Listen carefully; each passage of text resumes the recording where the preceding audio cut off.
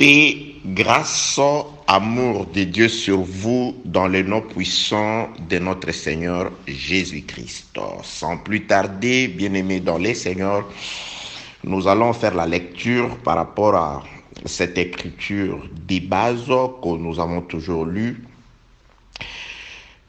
En ce qui concerne notre exhortation intitulée « La conquête de la ville de Soko ». Je suis dans le premier livre de Samuel, 1 Samuel chapitre 17. Nous allons lire le premier verset où il est écrit « Les Philistins réunirent leurs armées pour faire la guerre et ils se rassemblèrent à Soko qui appartient à Juda. Ils campèrent entre Soko et Azeka à Éphèse d'Amin. » Bien-aimés dans les Seigneurs, nous sommes en train de pouvoir comprendre la pensée du Seigneur à travers la petite portion des Écritures que nous venons de lire. Une fois de plus, que l'amour de Dieu, sa protection, sa miséricorde et son assistance soient l'apanage de chacun d'entre vous dans le nom puissant de notre Seigneur Jésus-Christ. Je vais une fois de plus solliciter votre compréhension de manière à ce que vous m'accordiez tout au plus 20 minutes de votre précieux temps afin que nous puissions en tout cas nous exhorter, nous fortifier toujours par rapport à la pensée de Dieu exprimée qu'on appelle la parole de Dieu. Bien-aimés dans les Seigneurs, en faisant la lecture, on se rend compte d'un contraste. La Bible déclare, les Philistins réunirent leurs armées pour faire la guerre à Israël. Donc, c'est-à-dire, c'était une armée qui ont établi leur base pour s'attaquer à une autre armée.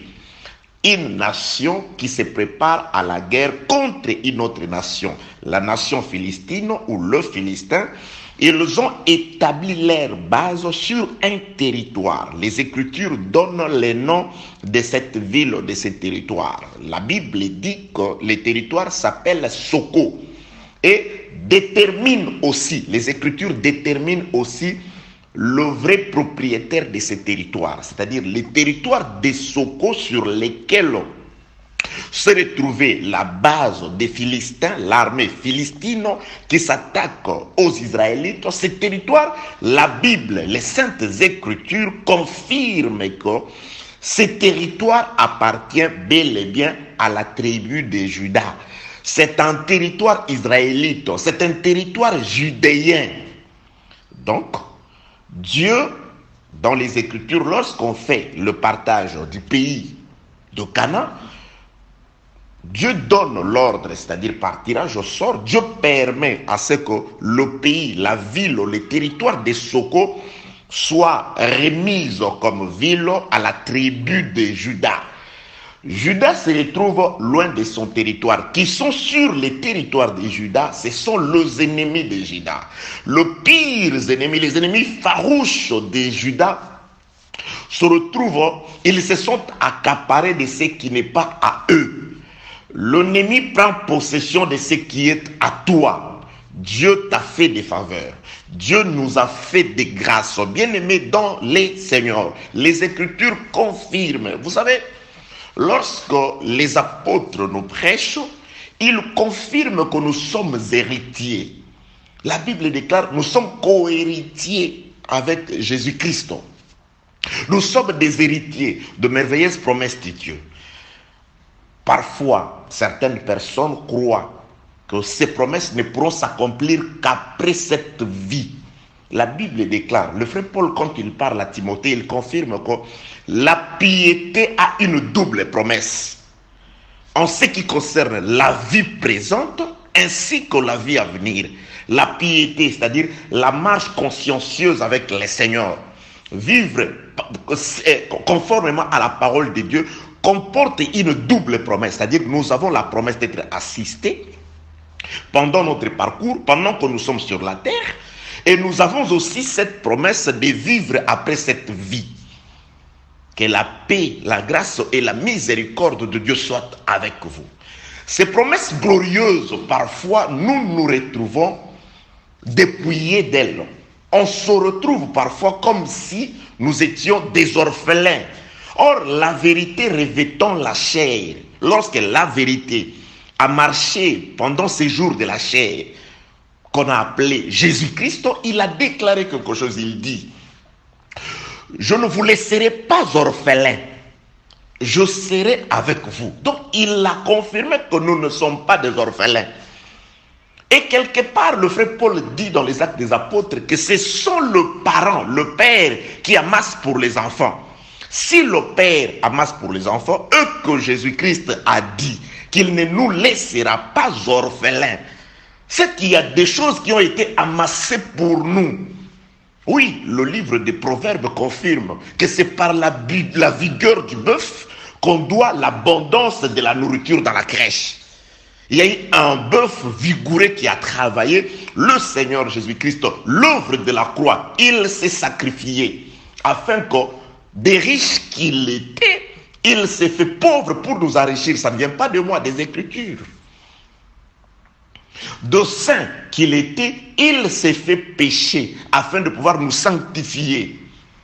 Et par ses meurtrissures, il nous a guéris de toutes nos infirmités. Ça, ce sont les apôtres qui les confirment, bien-aimés dans le Seigneur. C'est-à-dire, nous avons une panoplie de promesses glorieuses de Dieu qui doivent se manifester dans notre vie afin que les gens sachent que Dieu est la vérité, afin que le monde voie la véracité de toutes les promesses de Dieu, afin que la parole de Dieu ne reste pas seulement précepte sur précepte, règle sur règle, mais la parole de Dieu doit se vivre dans notre comportement ainsi que dans la manifestation de l'assistance de Dieu. Que la paix, la grâce et la miséricorde de Dieu soient avec vous.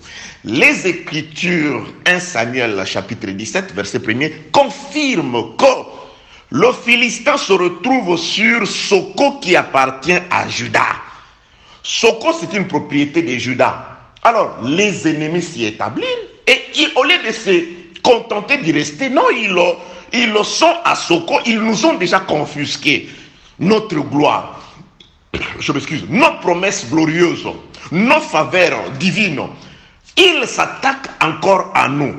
Ils utilisent comme base ce qui est à nous, les promesses de gloire, la richesse, l'assistance, la puissance, le pouvoir, afin de pouvoir encore nous nuire.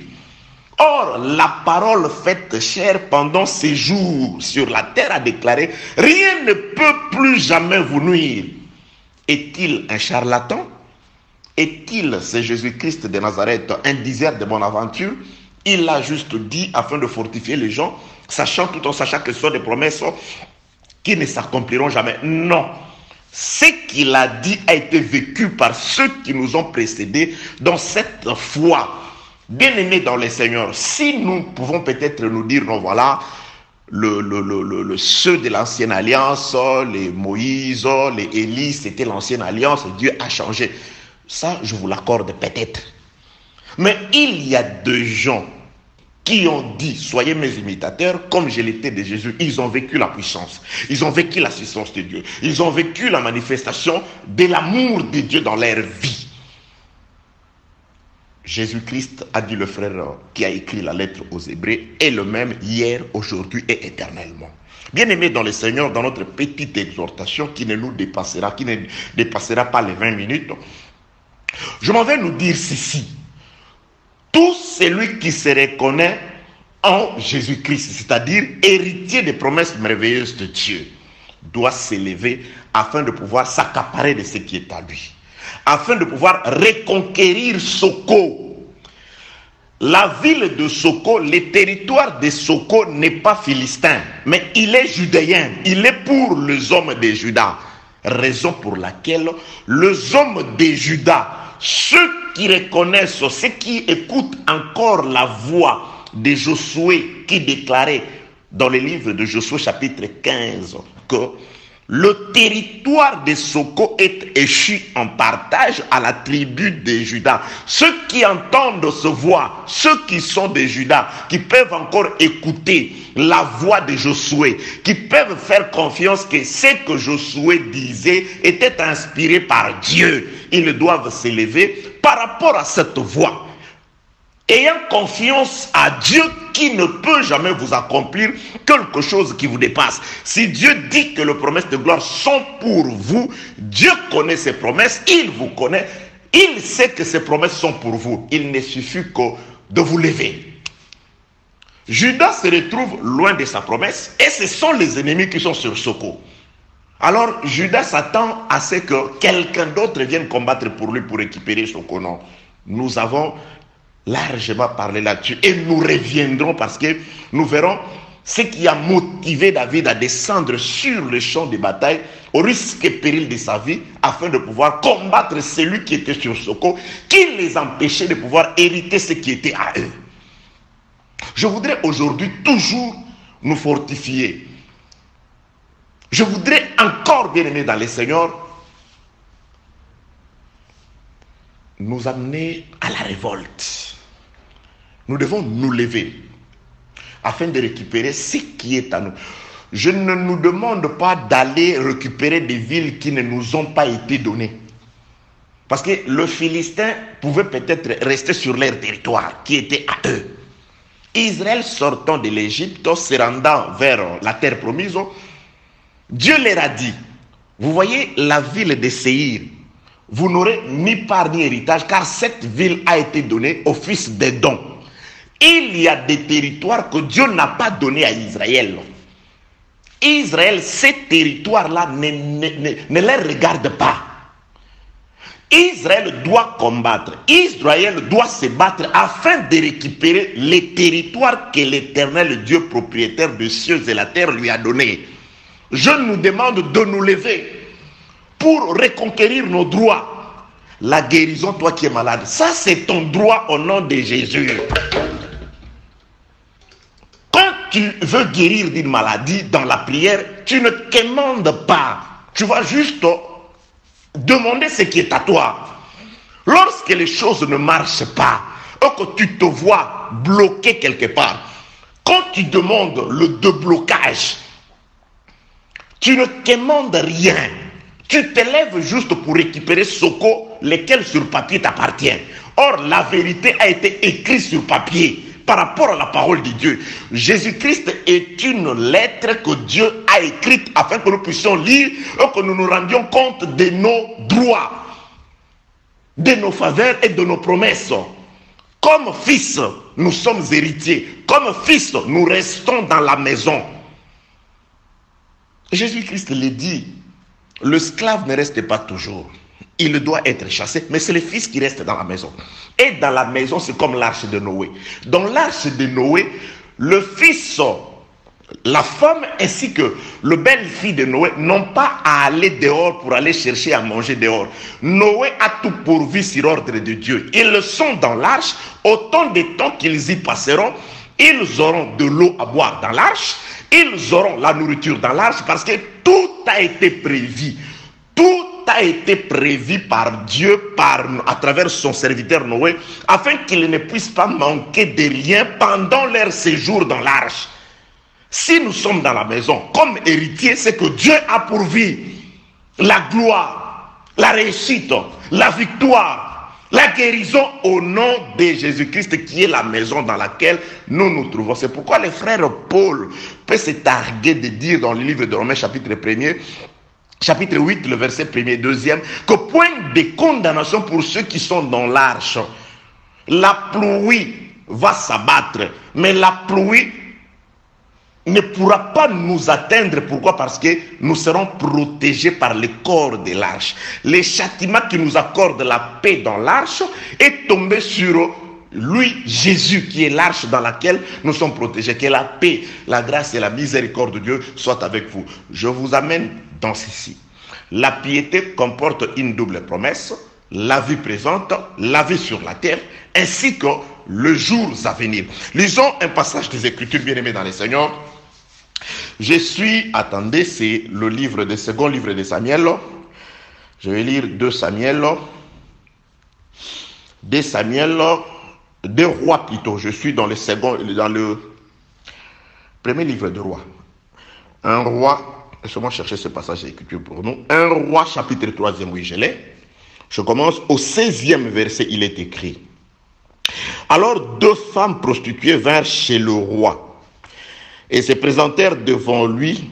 L'une des femmes dit: Pardon, mon Seigneur, moi et cette femme, nous demeurons dans la même maison et je suis accouché près d'elle dans la maison. 3 jours après, cette femme est aussi accouchée. Nous habitons ensemble. Aucun étranger n'était avec nous dans la maison. Aucun étranger n'était avec elle dans la maison. Là, c'est le verset 18. Il n'y avait que nous 2.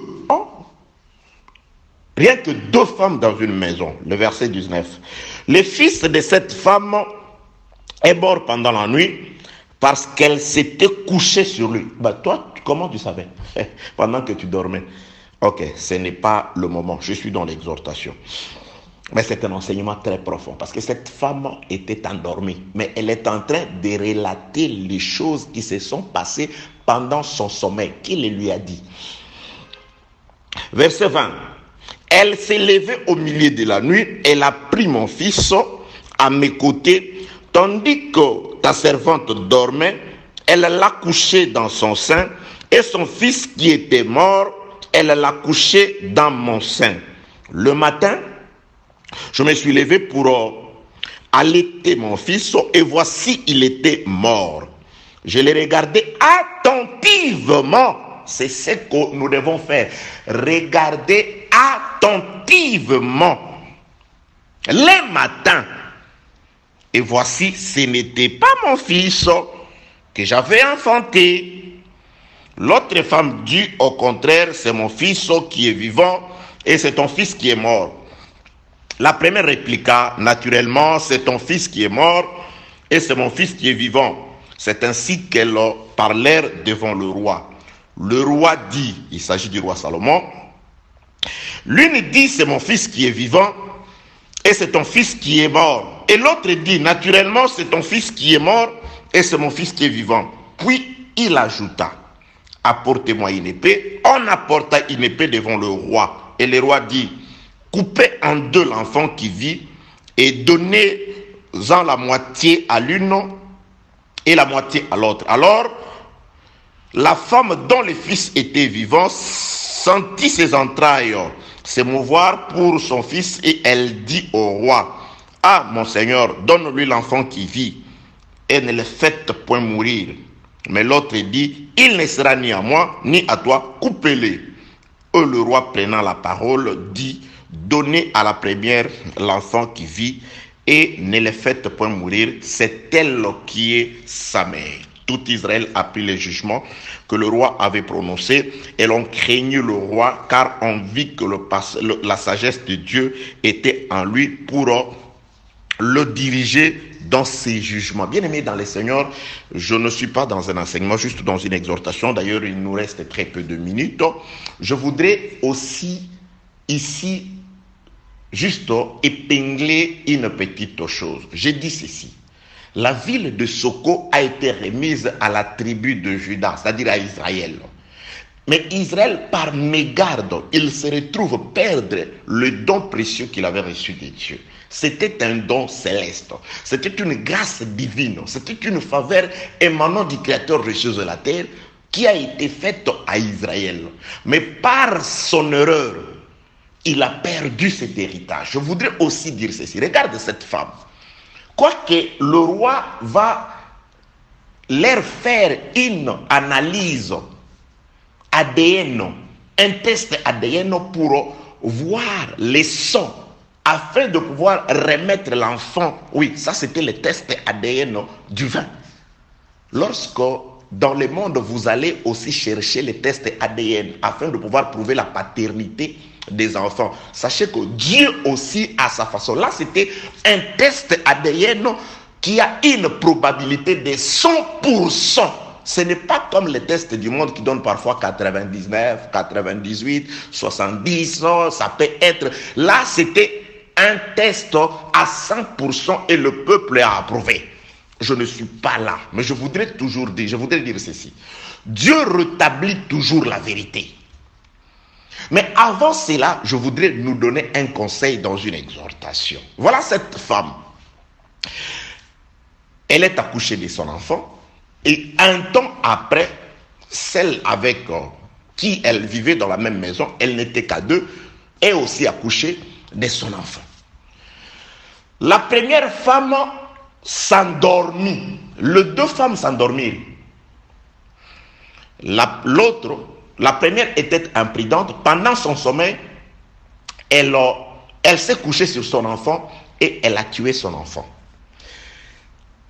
Elle s'est réveillée la nuit pendant que la propriétaire du fils en vie dormait. Le problème, c'est le sommeil. Vous savez, cette femme a fait cet échange. Elle a profité du sommeil de la propriétaire du fils en vie. Parce que la femme dit, c'était pendant que je dormais que celle qui avait perdu son fils, c'est celle-là qui se lève, qui commence à travailler. Elle travaille pendant le sommeil de la femme propriétaire des Soko, des fils en vie, de la promesse vivante de Dieu. Si le diable t'a détruit, si la disette t'a gagné, si la maladie perdure, cette situation perdure en toi, c'est parce que tu dors.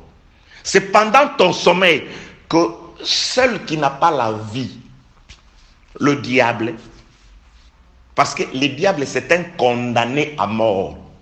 Le diable travaille sachant que son temps est limité. Jésus-Christ, il se présente, il y a un homme qui était rempli de démons. Les démons disent à Jésus, nous savons qui tu es le Fils de Dieu et tu es venu pour nous perdre.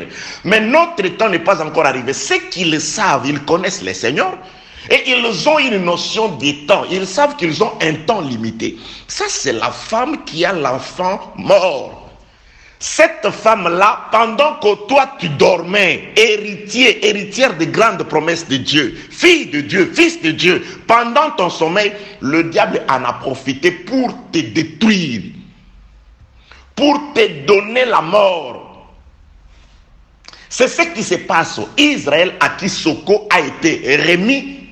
Israël se retrouve loin de Soko. Ce sont les Philistins qui s'accaparent de Soko.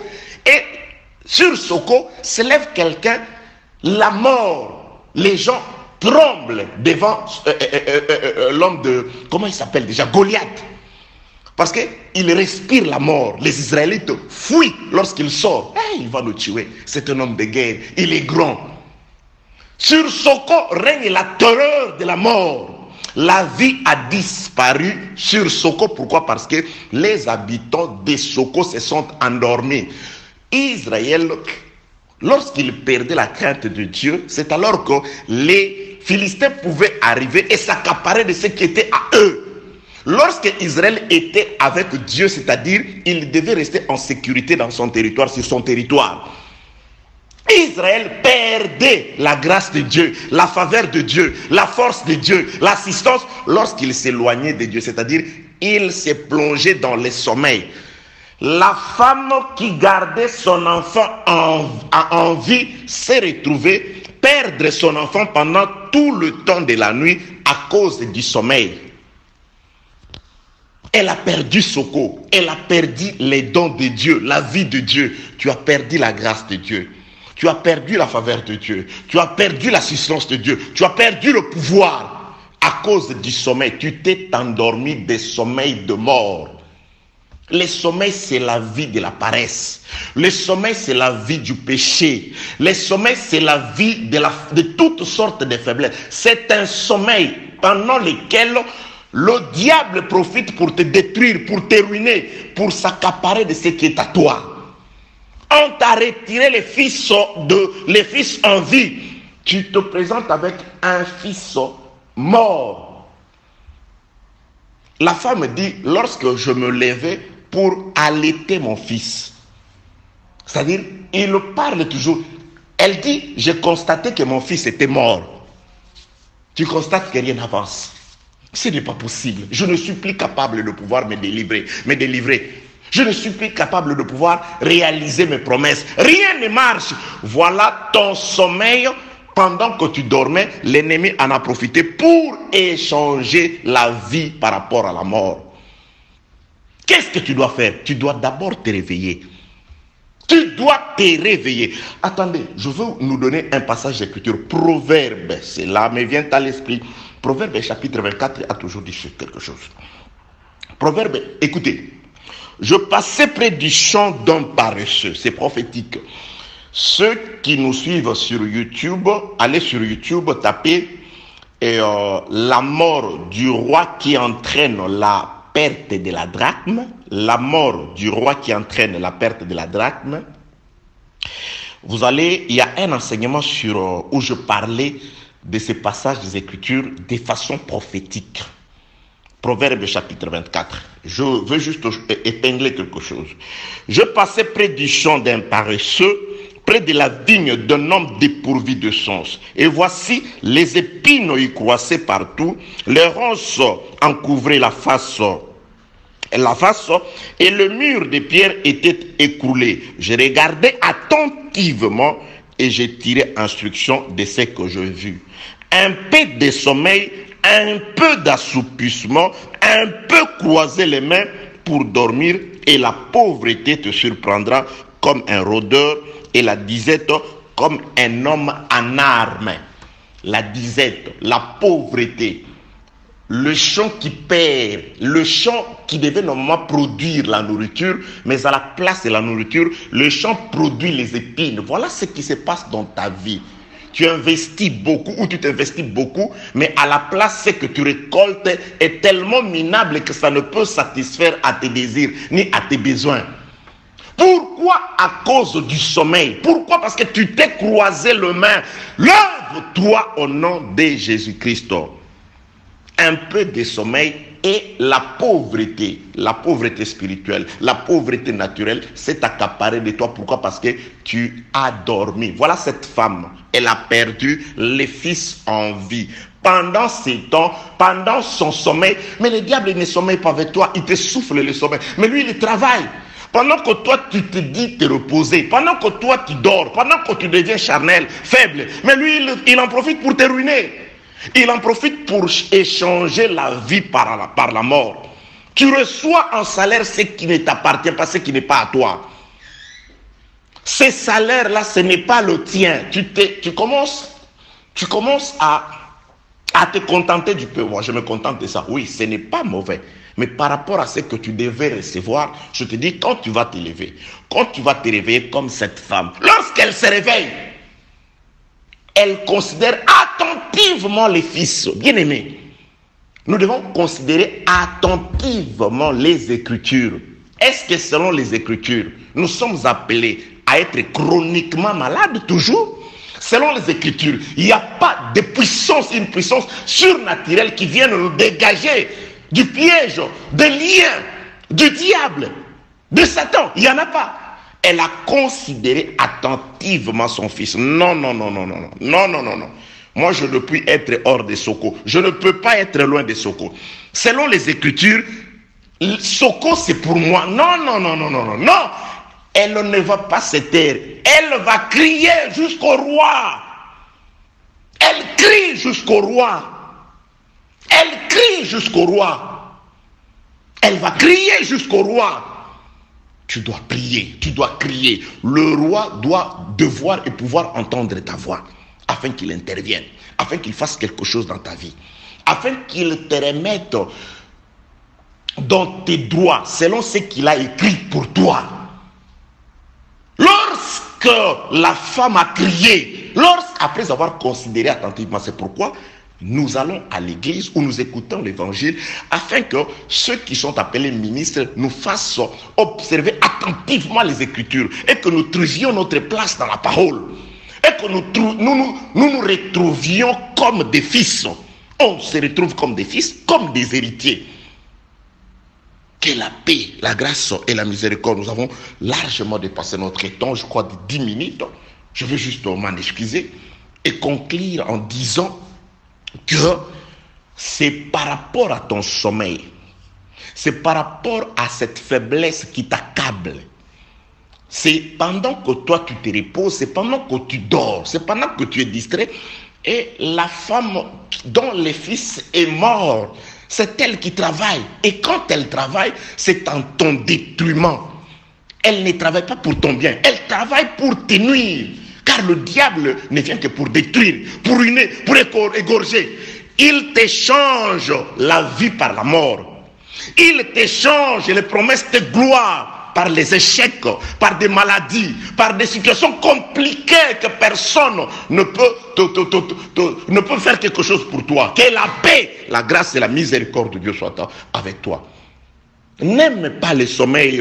Proverbe chapitre 20, verset 13. Attendez, je vais chercher ce verset. Proverbe 20, 13. N'aime pas le sommeil, de peur que tu ne deviennes pauvre. Ouvre les yeux, tu seras rassasié de pain. Les yeux ne peuvent s'ouvrir que lorsque tu manges le miel. Car quand tu manges le miel, comme l'avait fait l'homme de Jonathan, c'est alors que les yeux vont s'ouvrir. Écoute la parole, aime la parole. Et quand les yeux vont s'ouvrir, c'est alors que tu seras rassasié de pain. Le matin, lorsque les yeux de cette femme se sont ouverts, c'est alors que, non, je considère. Non. Elle voulait allaiter. Elle voulait continuer dans cette vie de misère, dans cette vie, accepter sa situation. Et il y a des enfants de Dieu qui ont revu leur demande à la baisse. Ils demandaient des choses glorieuses à Dieu. Mais non, Dieu, je veux juste la moitié de ce que j'avais demandé. Je veux juste l'écart. Il est notre Père, il nous aime. Que la paix, la grâce et la miséricorde de Dieu soient avec vous. Elle a crié au roi. Et le roi s'est levé. Il va analyser l'enfant pour trouver la vraie propriétaire du fils. Qu'on tue le fils. Le sang, les entrailles de la femme propriétaire du fils. Non. Que le fils reste en vie. Bien-aimé dans le Seigneur, ici j'ai toujours exhorté que celui qui aime réellement Dieu, il acceptera de perdre même sa vie et que la vérité reste intacte. Jésus-Christ dit, celui qui perdra sa vie pour moi, c'est celui-là qui la gagnera. Oui, cette femme a accepté de perdre, mais de laisser l'enfant en vie. Il y a des gens, tu es dans l'erreur. Au lieu de considérer que ces choses m'arrivent, c'est parce que je me suis endormi. Non, tu cherches des coupables. C'est à cause de celui-là. C'est à cause d'un tel. C'est à cause d'un tel. C'est à cause de mon oncle, de ma tante. Ton oncle, ta tante, je ne sais pas, le grand-père qui sont des sorciers. Ils ont juste profité pendant ton sommeil. Cette femme a profité. Elle a travaillé pendant le sommeil de la femme propriétaire du fils en vie.